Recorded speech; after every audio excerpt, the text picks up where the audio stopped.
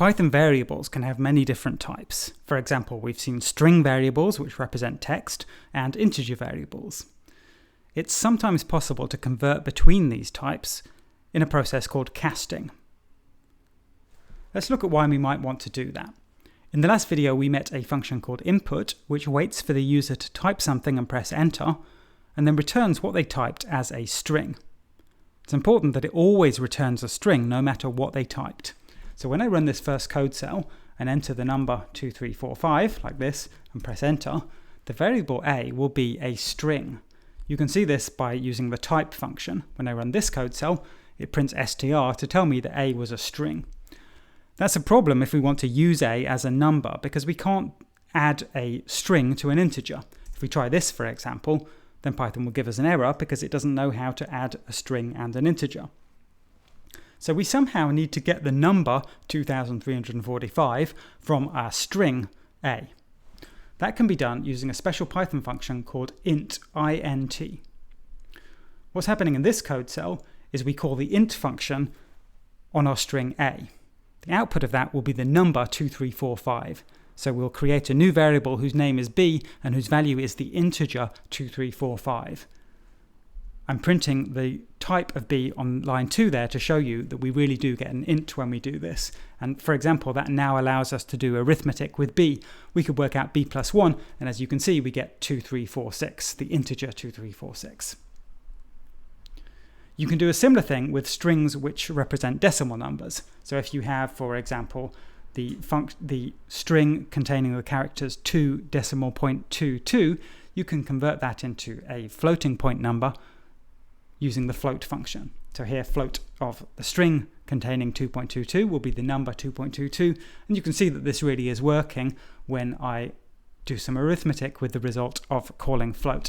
Here I get 2.5 because float of the string 1.5 will be the number 1.5.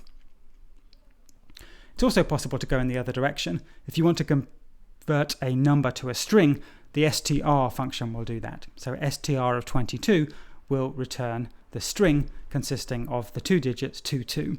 If you look closely there, you can see that this really is a Python string, and you can tell because Python has surrounded it in quotes to tell you that it was a string. All right, having done that, let's try and play a game. The game we're going to play is called Higher or Lower. And in this game, one person, which is going to be the computer, thinks of a number between 1 and 100, and the other person, which is going to be me, tries to guess that number. The first person then has to tell them whether their guess was too small or too large, or whether it was correct, and the game keeps going until I get it correct, in which case it stops. So here we have a code cell which you won't yet understand.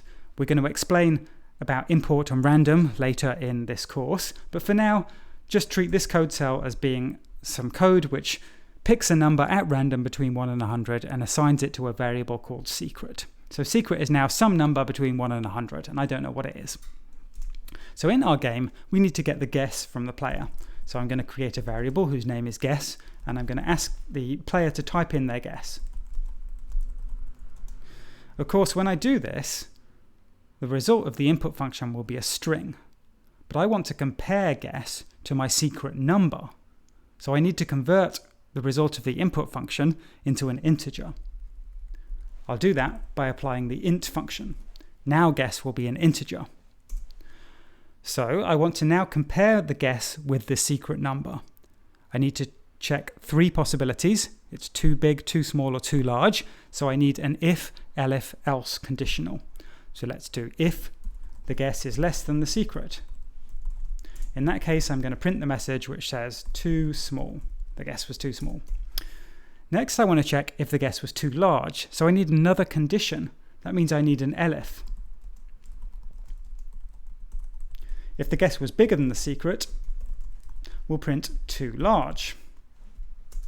Finally, if both of those conditions was false, then the guess must be correct. So we can have an else, and then in that case, we must print the message, you win, your guess was correct. Okay, so that's a start on our game at least. Let's run it just to see if it's working okay so far. It asks me to enter my guess. I'm going to guess 50, and it tells me my guess was too large. All right, so we've successfully implemented one round of the game, but we've not done the full game. The reason we've not done the full game is that we need to repeat lines 1 to 7 over and over and over until the guess is correct. We don't yet know how to do that, so we don't know how to repeat Python code until a condition is met. That's going to be the subject of our next few videos when we learn about loops. But actually, before I stop, let's just find out what the secret really was. What was it? It was 8. Okay. Anyway, in the next few videos, we're going to learn how to implement this game properly by learning about loops.